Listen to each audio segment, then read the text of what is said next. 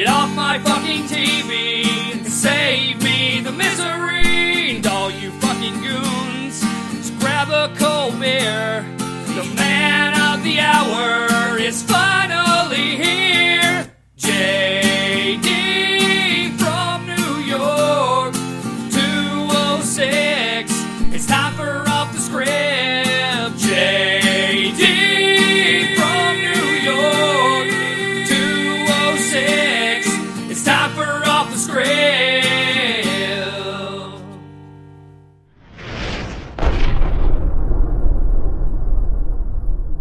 If there was ever a doubt in your mind about this very podcast, now we can truly say,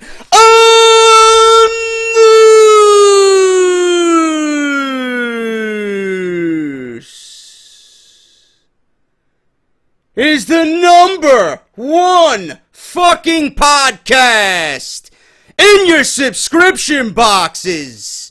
Right here on YouTube.com for everything WWE. This is Off the Script, man. Holy shit, I've been singing that fucking tune all night.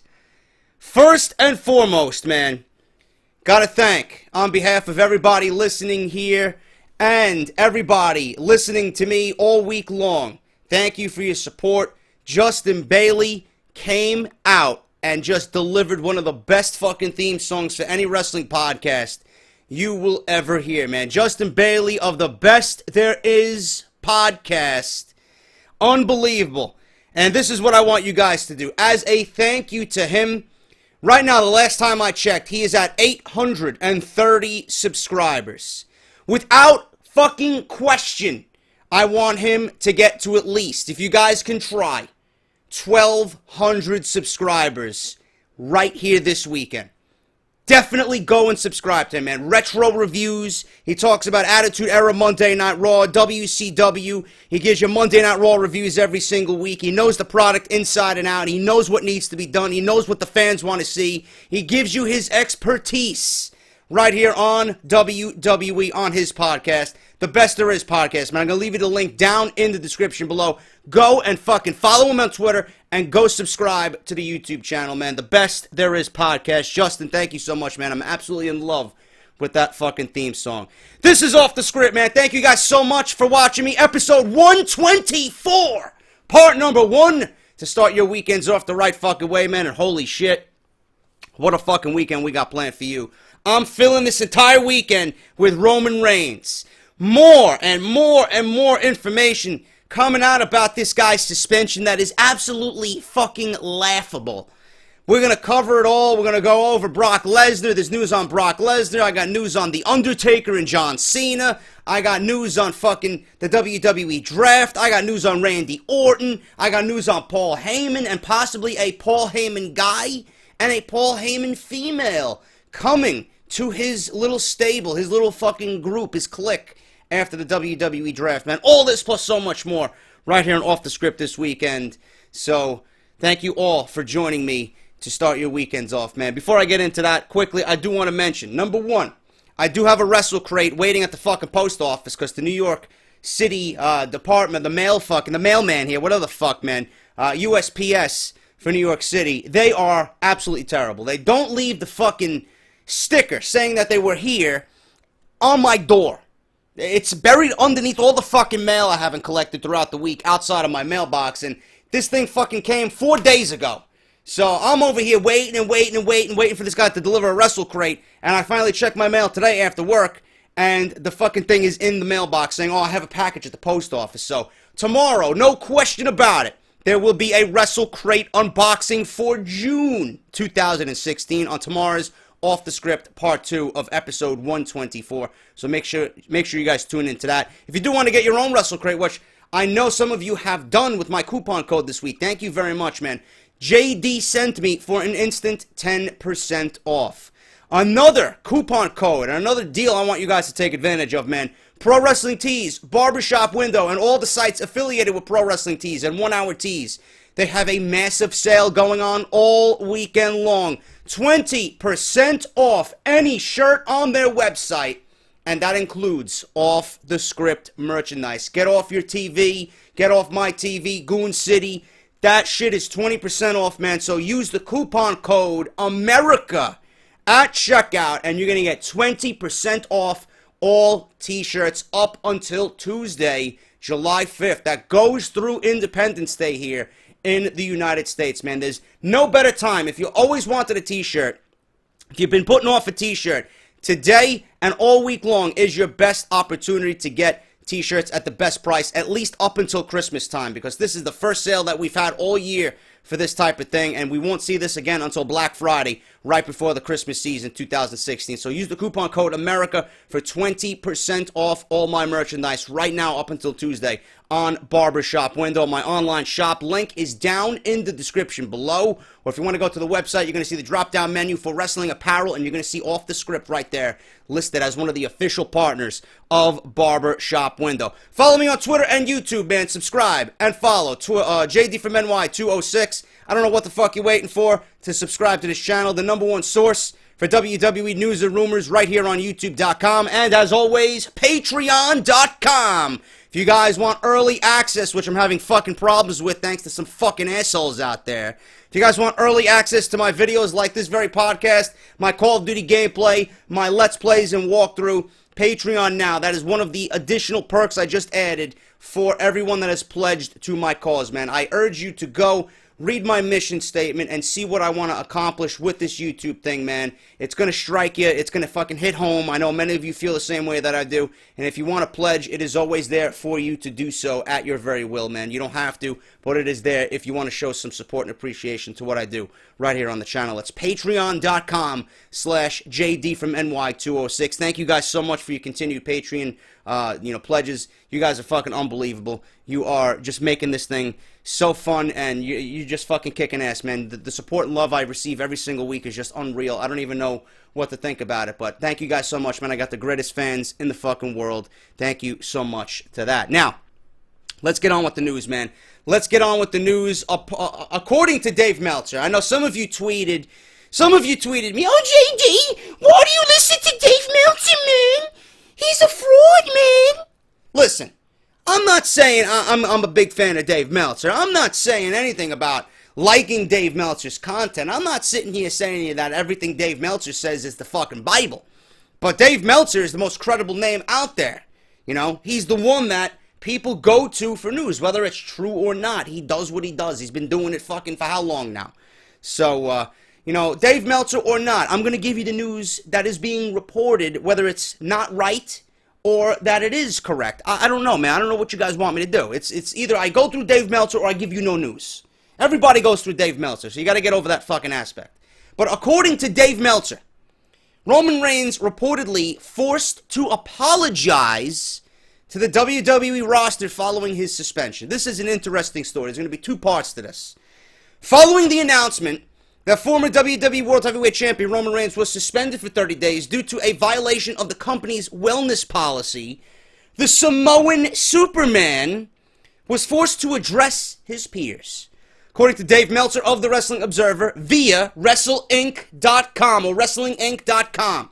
Okay, so Raj and his team over there, they reported this via the Wrestling Observer. Don't kill me, all right? Always take it with a grain of salt. Reigns was reportedly ordered to apologize to the WWE locker room before he was sent home following his suspension. The apology was said to have received mixed reviews, with some feeling that Reigns should not have been humiliated. Others, however, felt it was the right thing to do. I'll add to that in a second. The decision to make Reigns apologize reportedly came from Triple H and not Vince McMahon. Mark Carano, the fucking goon that you see on Total Divas, a top WWE executive, was the one who ordered Reigns to issue the apology following Triple H's decree. Reigns, 31 years of age, received credit from a lot of fans and people within the industry for owning up to his mistake. However, there have been conflicting reports about this entire situation as to how the WWE and Vince McMahon planned on addressing Reigns' failed drug test. According to a report from Ringside News, McMahon allegedly wanted to ignore Reigns' violation and pretend that it never happened. Reigns' punishment was simply going to be losing the WWE Championship at Money in the Bank, as officials knew of the failed drug test before the show, and that being the end of it. Obviously, like we reported, WWE and Vince McMahon were not going to jeopardize the match that they already had at the main event. I understand that. And we still don't have any concrete evidence. We don't have any confirmed reports about Vince McMahon legit wanting to sweep this under the rug and completely ignore it. We don't have any reports at all about Vince McMahon not wanting to suspend Roman Reigns. But I will say this, and I said this on every report I did on this story. I would not be surprised if Vince McMahon took that type of attitude with this entire situation. I would not be surprised.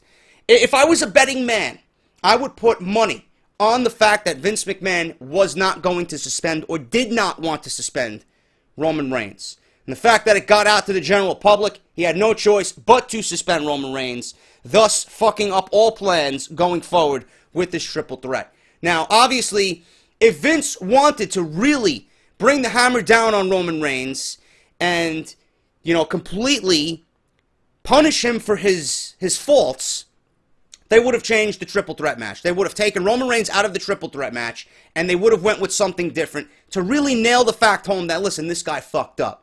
The fact that Roman Reigns is still in the main event of Battleground with Seth Rollins and Dean Ambrose is only fuel to the fire that Roman Reigns was not going to be suspended by Vince McMahon.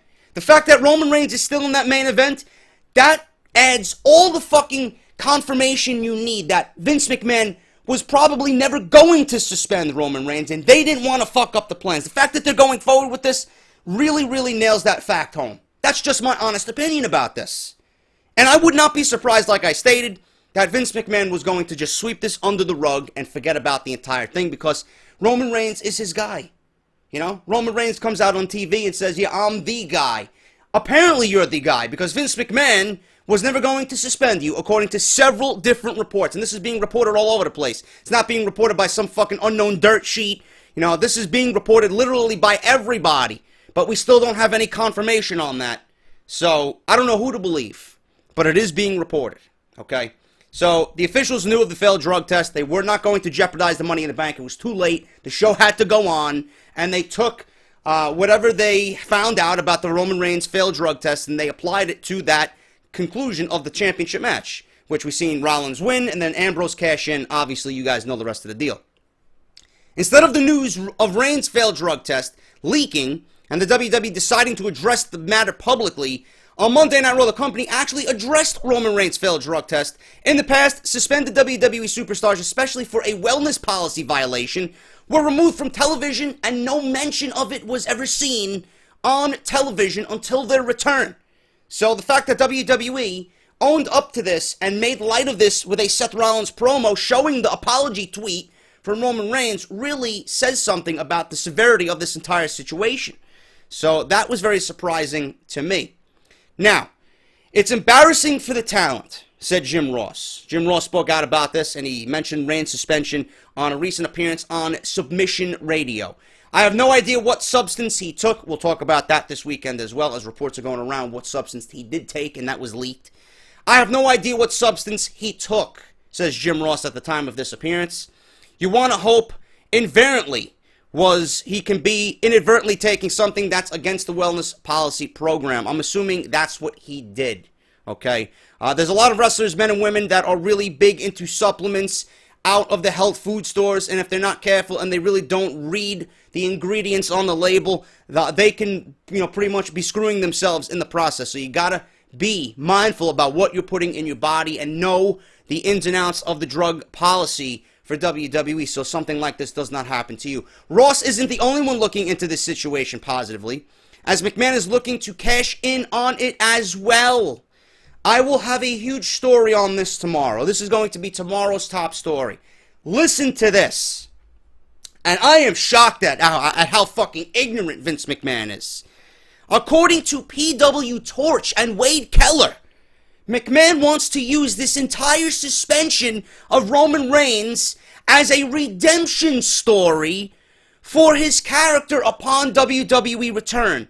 The idea would be that Reigns' morale and confidence took a huge blow, and the hope is that the fans get behind him.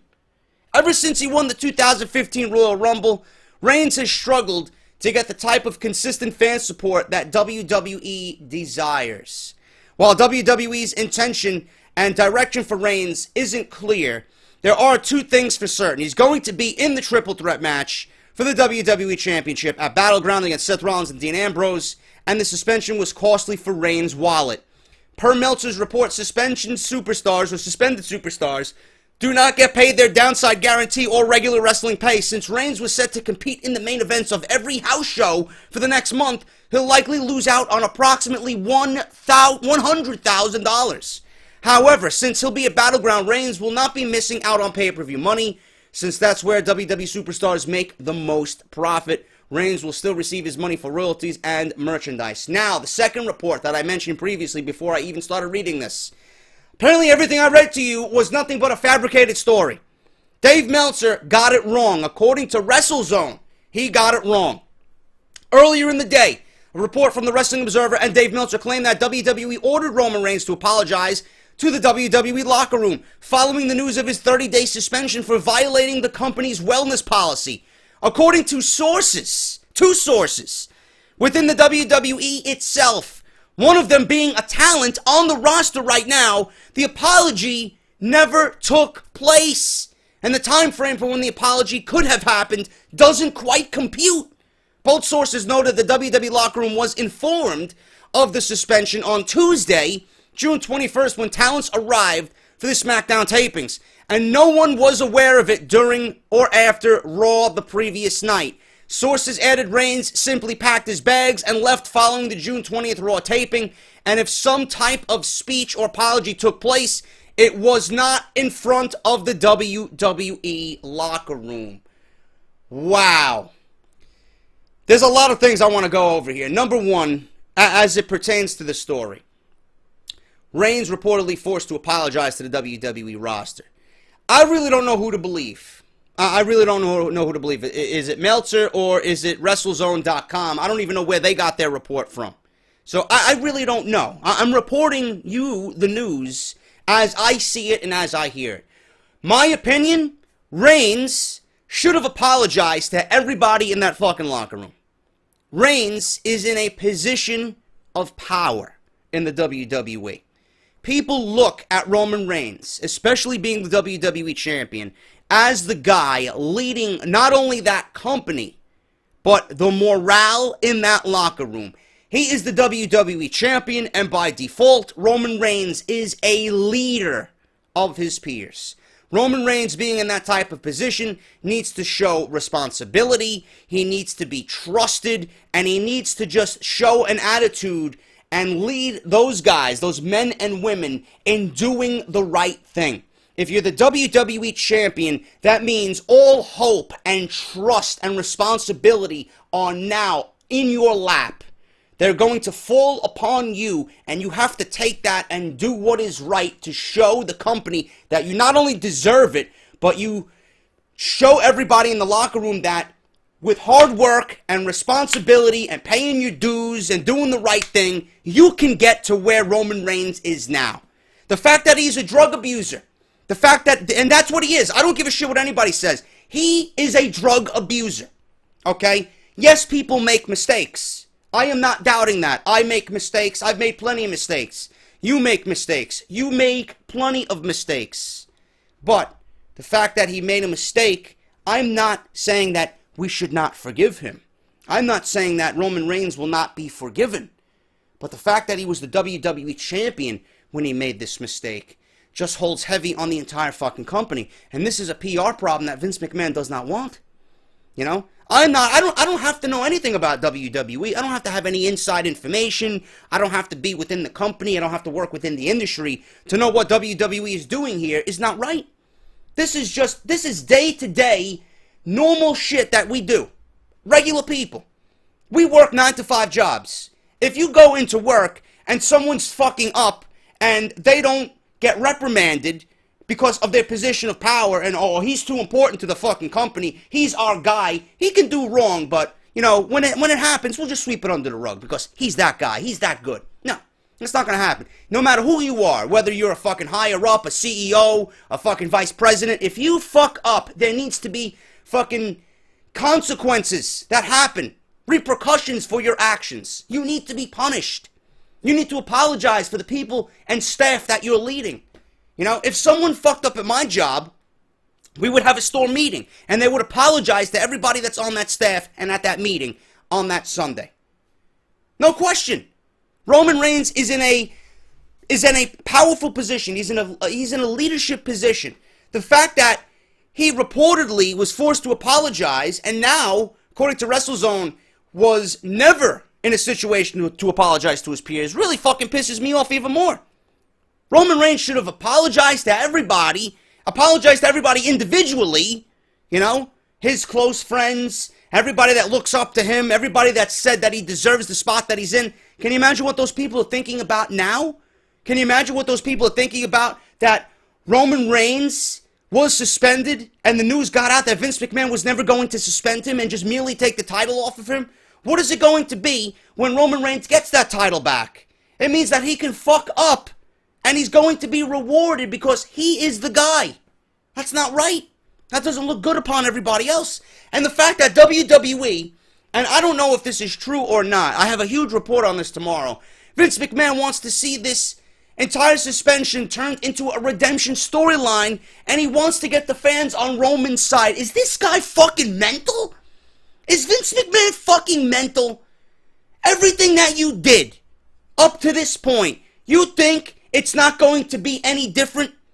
Nothing is going to change about Roman Reigns. You put a fucking Royal Rumble built around him and you took him out of the fucking match for 45 minutes only to come back and try and give everybody a Superman comeback after the Authority took him out. That was an embarrassment, and people actually wanted Triple H to win that fucking match when Triple H was supposed to be the fucking heel. He came out with a hero's welcome because nobody wanted to see Roman Reigns win it. Going into WrestleMania season, going into the main event of WrestleMania, Roman Reigns was a villain. He was a villain. Everything that he's done, he's been a villain. When Seth Rollins came back, Seth Rollins was fucking given a hero's welcome, and Roman Reigns again was perceived as the villain. People booed him. Now Vince McMahon, in his sick and twisted fucking mind, thinks Roman Reigns is going to come back and you're going to build a redemption storyline so that the fans pretty much get on the side of Roman Reigns and forgive him? Are you fucking out of your mind? When Roman Reigns comes back, the hate and the fucking nuclear heat this guy's going to get is going to be 1,000 and a fucking million suns. You can't fucking turn this guy into a babyface anymore. It's done. People are going to be chanting, "You're a drug addict," or whatever the fuck they got going on. Put him in a smart city. You did E, or whatever the fuck. They're going to start chanting at him. I don't know. They're going to come up with something fucking smart. I know that for sure. Put him in New York, Philadelphia, Chicago. People aren't blind to this situation. This was now made public on WWE television. This was made public on Monday Night Raw. You telling me you're going to go to a smart city and this guy's not going to get fucking destroyed? Yeah, but you want to make a redemption storyline out of it. Nobody wants to be on the side of Roman Reigns. Nobody wants to fucking forgive this guy. People want to hate this guy. People want to hate Roman Reigns. What you have to do coming out of this is put Roman Reigns on television and say, you know what, yeah, I fucked up, but I don't give a shit about you people. I don't give a shit about you people. You're the fucking people that drove me to fucking get suspended. You're the people that drove me to fucking do drugs. Something along those lines. Blame it on the fucking fans. Blame it on everybody that comes to the arena every single week and just spews hate at him. Blame it on the fans. And then turn Seth Rollins babyface in the process. A redemption storyline will not work for WWE. Whoever thinks this is a good idea, whoever thinks this is going to work, obviously is a fucking idiot and clearly is not listening to the fans. Clearly not listening to the fans. How are you going to turn this into a good thing? I swear to God, if Vince McMahon can make this work, I swear to God on this show, document this show, episode 124, I will come out and I will publicly apologize. I'll drive to fucking Titan Tower and film a vlog apologizing for everything I said bad about Vince McMahon and Roman Reigns. You got my word. If this works, if this redemption storyline is true and WWE does go with this direction and it works, I will drive to Titan Tower and I will fucking sit in front of the WWE offices and I will fucking apologize and scream out, Vince McMahon, I apologize for everything I said about Roman Reigns. That's it. It's not going to work. It's not going to work. So I assume and I know no drive to Titan Tower, no drive to Stamford, Connecticut will be possible for me. So this is ridiculous. Absolutely fucking ridiculous. So, Roman Reigns reportedly forced to apologize to the WWE roster. Then it didn't happen. But as far as I'm concerned, Roman Reigns should indeed apologize to the fucking WWE roster. Like I said, he is a man of power. He's the WWE champion. The actions that he took as the WWE championship, or the WWE champion, is pathetic. It's fucking childish. It's irresponsible. And he needs to be punished. To the fucking maximum, he needs to be punished. I don't give a shit who he is. And people were asking me, JD, if this was CM Punk wouldn't do drugs, motherfucker. CM Punk would not be doing drugs. Not like that anyway, or ecstasy, marijuana, whatever the fuck's being reported about Roman Reigns. CM Punk would not be doing that. Daniel Bryan, oh JD, what if this was Daniel Bryan, man? Daniel Bryan wouldn't be caught with drugs like this. Not at all. It's the John Cena's and the Roman Reigns and the Rybacks that you gotta be fucking worried about. Who the fuck knows what these guys are doing? For all we know, Randy Orton's got fucking how many fucking violations, and they just swept it under the rug because, honestly, who's gonna fire Randy Orton from WWE? Nobody. Nobody. So Roman Reigns, forced to apologize, then it turned out to be false information on Dave Meltzer's behalf. WrestleZone says that no apology was ever there. No apology ever took place. So, I don't know what's going on with this, man. So many mixed fucking reports. I just wish WWE was fucking coming out to everybody and say, listen, this is what happened. Or Roman Reigns comes out and says, this is what happened. Nothing is there. There's no substance here. It's all fucking word of mouth. We don't have any confirmation on anything. And it pisses me off that I do this type of show and I don't have any concrete information about anything. It's all speculative bullshit. So, I don't know what's going on with this. That's the latest on Roman Reigns. Redemption storyline. Yeah, give me a fucking break. I want to see that one happen. Rumored matches for Battleground. Being that Roman Reigns is in the main event, obviously we know that. Triple threat with Rollins and Ambrose. There's other rumored matches for Battleground as well. The WWE Draft and the brand extension is so much focus in the WWE right now that some people are forgetting how great the card is looking for Battleground. Of course, we have the triple threat match for the WWE Championship between Dean Ambrose, Seth Rollins, and Roman Reigns. The final match of Kevin Owens and Sami Zayn. And that rivalry has also been announced. I doubt this is the final rivalry. Like I've stated before, Kevin Owens and Sami Zayn, if they want to fight every fucking week, I would not mind it. That's how great those two guys are. They legit had the best segment on Monday Night Raw, which I did not mention because I was so fucking agitated with how terrible the show was. Kevin Owens and Sami Zayn, this is not the end of their rivalry. This is the end of their rivalry for now. And if any of them, if Kevin Owens wins the WWE Championship, I could easily see Sami Zayn being Kevin Owens' #1 threat. And news on Kevin Owens sometime this weekend, Kevin Owens versus Brock Lesnar being rumored now for SummerSlam. So we'll talk about that this weekend as well. But there are many other rumored matches that are bound for Battleground to be very interesting. According to a report from RingsideNews.com, there are at least 5 rumored matches to be taking place. And if you guys have been watching WWE television, you can see where WWE is going with some of these matches. The Wyatt family will challenge the New Day for the tag team titles, but that just isn't confirmed as of right now. The rematch between AJ Styles and John Cena is obvious, but there's a stipulation of some kind that will probably be added to the match. Rusev clearly going to defend the U.S. title against Titus O'Neil. In the women's division, it's unclear where WWE is going with Sasha Banks and Charlotte. I hope that they don't give us a one-on-one match at Battleground and save it for SummerSlam instead. The Boss will most likely be wrestling, though, at Battleground. Elsewhere in the women's division, Becky Lynch will finally get in the ring with Natalya, which could end up being a surprising match that could get a lot of people talking about the women's division, and especially going into the brand split, where the women are going to fit on both shows. So it's going to be interesting to see WWE have some momentum for the women going into Battleground. Ultimately, Battleground is bound to be a great pay-per-view that will serve as WWE's final chapter in this old era before the roster is split between Raw and SmackDown and everything changes, really pushing the New Era initiative. The card looks excellent on paper, and there are many matches that will have the WWE Universe talking as the new era of WWE takes off the next night. A lot of you guys have been asking me, JD, are you going to be doing live SmackDown reviews? Yes, SmackDown reviews will be coming on Tuesday following the show, so look forward to that. I will be keeping you guys covered on all the draft news. I don't know what I'm doing yet. If I have time, I will give you all the information leading up to the draft and all the rumors leading into the draft. And I might even do a live draft video where I'm watching a reaction video for you guys on YouTube. I don't know yet. I'm not going to make any promises, but we'll see what happens. But all in all, I will keep you guys updated on everything the WWE Draft with that, and we'll see what happens with that. Ryback, extremely unlikely to appear on WWE programming again. Goodbye, Mr. Ryback. There are many things to say about Ryback and this situation with his departure from WWE. Back in early May, Ryback was sent home, or went home, depending on who you talk to about it. Either way, he hasn't been on WWE programming since.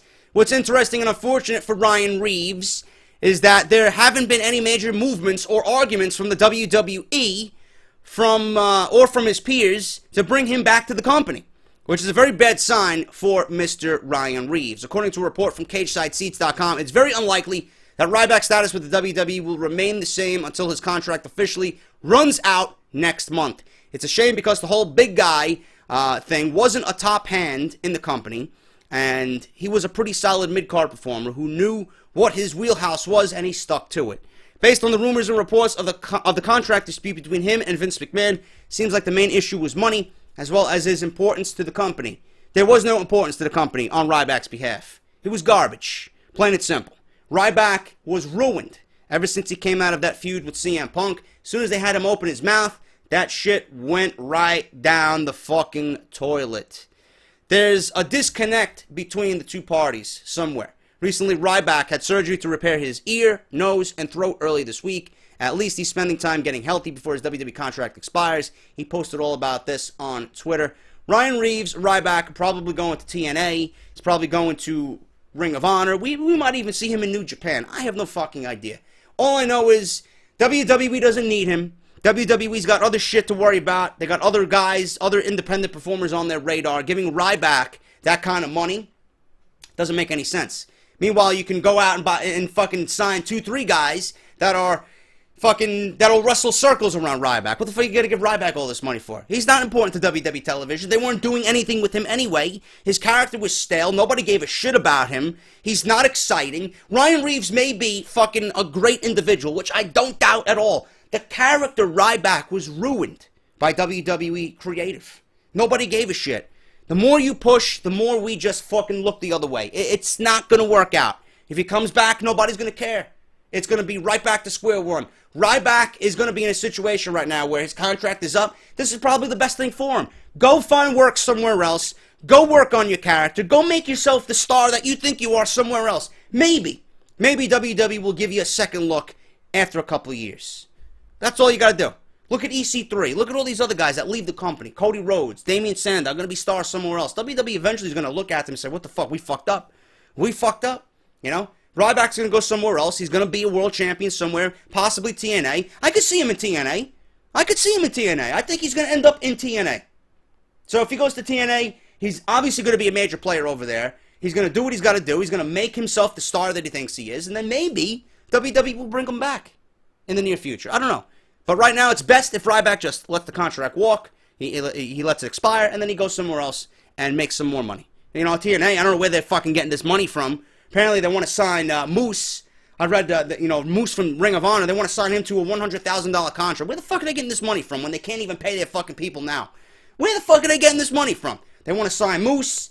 You know, if they don't get Moose, I'm hearing WWE gave up on Moose for the time being because apparently a domestic violence situation came out about him recently. Back in 2009, when he was with the NFL, he threw his wife or whoever he was seeing at the time down a flight of stairs, and WWE doesn't want to associate themselves with him right now because of this situation that just came to light. And now I'm hearing TNA wants to sign him away from WWE because his contract is expiring. Vince McMahon and Triple H are looking at him to bring him into NXT, and TNA is offering him the most money out of anybody right now. So if they're offering Moose $100,000, you know, I'm sure they got all this money and resources to sign Ryback away. So bring him on in. Bring Ryback down to Orlando at the Impact Center, whatever the fuck they call that shit. You know, I could see him doing very well down there. What else do we got here? Finally, guys, we're going to end this one with this story. Bayley, Carmella, and Nia Jax are all being brought to the main roster for the WWE Draft. Rumored. Take this with a grain of salt. All I know is I hope NXT is not completely gutted for this draft. That would be a huge fucking mistake to just kill the best thing that you got on television right now. There should be a genuine concern for NXT roster, considering the powers that be are essentially raiding it to help the brand split next month. It's not to say that the talents have not been rumored for call-ups, as of late, and that they are deemed unworthy. The issue is taking the heart out of NXT programming and potentially killing one of WWE's most important brands, its best brand. According to a report from WrestleZone.com, the women's division in WWE is set to expand over both Raw and SmackDown, and NXT's women are going to be a pivotal part of the division's growth. It's being reported that Bayley, Carmella, and Nia Jax could all be brought up to the main roster to help with the depth of the division. However, what does that do to NXT Women's Division? It means it kills the Women's Division, because there's nobody there. If you pull these three women, you got nobody but Alexa Bliss and fucking Asuka down in there. What the fuck are you going to do? You're going to kill the entire division. That could severely weaken the division if those three women were thrust out of the brand and put on Raw or SmackDown all at the same time. That's a big hit for the division to take overall. It was rumored that roughly 6 wrestlers from NXT would be involved in the WWE Draft in July, but it's now being reported that 6 to 10 talents could be brought to the main roster over the summer months. I don't think Bayley needs to come up to WWE right now. You know, if you bring Bayley up, it's going to take away from what Charlotte and Sasha Banks are doing on the main roster with the women's division. I think Bayley would be beneficial to bring up after all that is over. So then you have a tease between Sasha and Bayley, and you build towards that for WrestleMania. That's what I would do. Carmella, I mean, I don't see her ever really leading the NXT women's division down there. I think probably her best bet is the main roster. Most of her worth would probably be on the main roster. Put her back with Enzo and Cass. I think that would be great. Meanwhile, she can manage them and support them and do her own thing, back and forth. I think that would be great. Nia Jax, is just getting started down at NXT. Why the fuck would you pull her? She hasn't even had a taste of the women's division down there yet at all. She hasn't been deemed worthy for the NXT title yet down there, the NXT Women's Championship. Why would you pull her just randomly? Yeah, she's doing great things down there. Let her grow. Why are you going to immediately pull her when she hasn't even reached her maximum potential yet down there? And who the fuck are you going to have feud with Asuka if you're going to pull all 3 of these women for the main roster? Nobody. You're going to kill everything that is with that women's division down there. I would pull none of these women, and I wouldn't pull any woman from NXT at all. Not yet. WWE has bigger things to worry about. Get your roster right between who you have on the roster right now and decide where they're going to go and which show they're going to be most beneficial to. You got the Balors and you got the American Alphas that you're ready to pull from NXT. Worry about where they're going. Worry about how you're going to use them storyline-wise. Worry about how you're going to introduce them to the WWE main roster audience.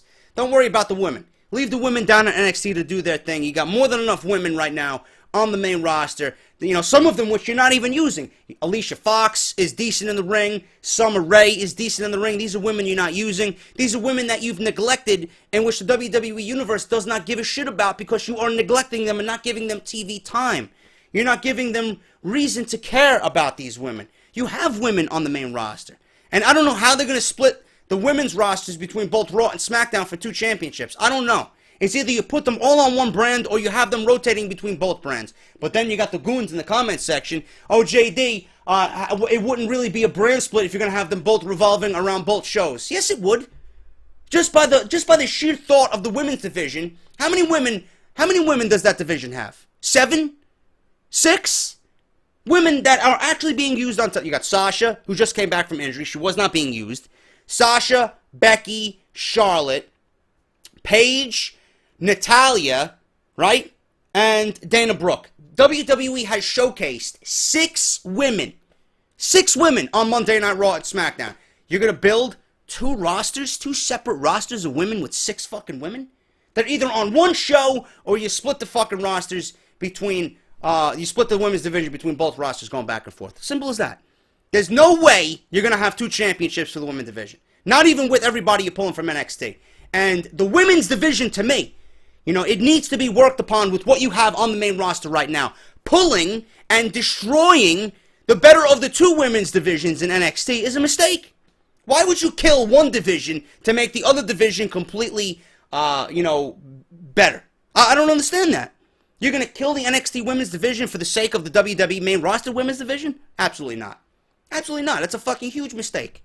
Huge mistake. The women down there in NXT are pivotal to what that brand is. It started this entire fucking revolution talk where all this bullshit came from. It started with Bayley, Sasha, Charlotte, and Becky down there. And WWE really hasn't even capitalized on what they did down there. We're still getting 1-minute matches. We're still getting fucking bullshit matches. Bullshit storylines with the women. They haven't been given anything of substance that we can really sink our teeth into. It's all fucking generic, simple garbage that nobody gives a shit about. WWE's neglected the women following WrestleMania. They haven't done anything with the women following WrestleMania. Now, they waited all this time to build something between Sasha and Charlotte at SummerSlam, but in the meantime, they killed all that momentum coming out of WrestleMania. And that was the best match on WrestleMania 32. The best match was that triple threat match. So, I don't know what they're doing with this. This is a mistake. Bayley, Carmella, and Nia Jax, they all need to be down in NXT. If you want to bring Carmella up, fine. Put her with Big Cass and Enzo and have her do her thing on the main roster. Carmella, I would bring up. I think it's most beneficial to her to be on the main roster. I don't see her doing anything down there. But Bayley and Nia Jax, no, fuck that. Keep them down there. Focus on Sasha and Charlotte going into SummerSlam, and then worry about what you're going to do with the women after SummerSlam, because that's right now going to be the most important thing for the women. Sasha and Charlotte at SummerSlam, and getting the belt off Charlotte after all this time and passing it over to Sasha, who is going to be the leader of the women's division following SummerSlam. But that's all I got, guys. Thank you so much for tuning in to Off the Script. I got big news coming this weekend. We are going to talk about this story, again, this redemption storyline for Roman Reigns. Vince McMahon planning a redemption storyline for Roman Reigns upon his return from suspension. I got news on Vince McMahon looking into extending Brock Lesnar's contract. Brock Lesnar vs. Kevin Owens, rumored for SummerSlam. Ric Flair returning for SummerSlam, expected to feud with his daughter Charlotte. WWE dropping the general manager title following the brand split. Officials high on Austin Aries. Big update on Hulk Hogan returning to the WWE. Rumors surrounding Brock Lesnar with the draft. Which brand is he going to? Breezango, Tyler Breeze and Fandango. Huge backstage support for both guys. Push and repackaging coming with the brand split. What's going on with that? And then Roman Reigns and the drug that he took, which forced him to violate the WWE wellness policy. All this plus so much more on this weekend's Off the Script. Stay tuned right here. I'm JD. If you enjoyed the video, hit that thumbs up, and I'll see you guys on Saturday with more great WWE news and rumors right here on Off the Script. Until then, take care, have a great Friday, and I'll see you all on Saturday morning.